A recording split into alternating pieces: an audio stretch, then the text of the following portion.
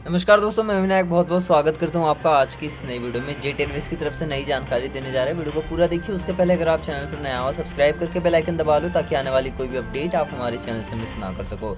दोस्तों, आपको बताना चाहेंगे कारलॉग जालान कंसोर्टियम ने ऐतिहासिकता के सिद्धांत पर जेट एयरवेज को स्लॉट और ट्रैफिक अधिकारों के आवंटन के लिए एक टास्क फोर्स बनाने की मांग की है। आपको बता दें, कंसोर्टियम ने नेशनल कंपनी लॉ ट्रिब्यूनल एलसीएलटी के सामने समक्ष अपने हलफनामे में यह अनुरोध किया है कि इसमें कहा गया है कि कंसोर्टियम रिजोल्यूशन प्रोफेशनल और सिविल एविएशन मिनिस्ट्री के सदस्यों को टास्क फोर्स को एक सौहार्दपूर्ण समाधान खोजने के लिए 3 महीने का समय दिया जा सकता है, जो एयरपोर्ट स्लॉट्स और ट्रैफिक अधिकारों पर जेट एयरवेज के दावे की भी रक्षा करते हैं। आपको बता दें, कंसोर्टियम की प्रस्तुतियां और नागरिक उड़ान मंत्रालय के मुद्दे पर बहस बुधवार को सुनी जाएगी। साथ ही नागरिक उड़ान मंत्रालय ने पिछले सप्ताह अपनी प्रविष्टि में कहा था कि हवाई अड्डे के स्लॉट जेट एयरवेज की संपत्ति नहीं है और यह उन पर ऐतिहासिक पूर्वता का दावा नहीं कर सकता।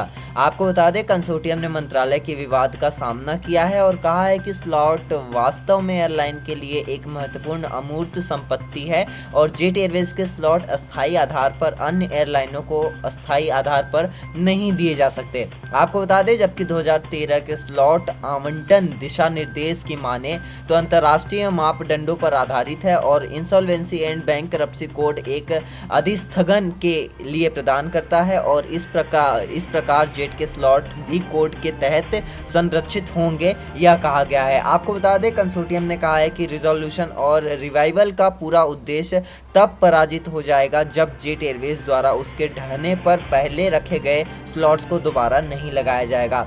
जेट एयरवेज ने अप्रैल 2019 में नकदी संकट के बाद बंद कर दिया था अपना परिचालन और उस वर्ष जून से दिवालिया हो रही है एयरलाइन के स्लॉट और ट्रैफिक अधिकारों को तब अन्य एयरलाइनों को आवंटित किया गया था जो उन्हें क्षमता वैक्यूम को भरने की सेवाओं को लॉन्च करने में सक्षम बनाता था। आपको बता दें, दिसंबर 2019 में अपने पहले हलफनामे में नागरिक उड़ान मंत्रालय ने कहा था कि जेट स्लॉट और यातायात अधिकार अन्य एयरलाइनों को बड़े सार्वजनिक हित में और विशुद्ध रूप से अस्थायी आधार पर आवंटित किए गए थे। हालांकि सरकार का नवीनतम हलफनामा पिछले वीक दायर किया गया है और इस मुद्दे पर यहाँ पर कुछ भी नहीं कहा गया है। आपको बता दें, मंत्रालय ने कहा है कि जेट एयरवेज को पुनर्जीवित करने के लिए स्लॉट आवंटित करना एक अहम मुद्दा होगा। मौजूदा हवाई अड्डे के उन्नयन और जेवर, मोपा और नवी मुंबई सहित नए हवाई अड्डों के निर्माण के मद्देनजर जेट को इन जगहों पर स्लॉट्स मिलने की उम्मीद बताई जा रही है और यही एक अंतिम उम्मीद भी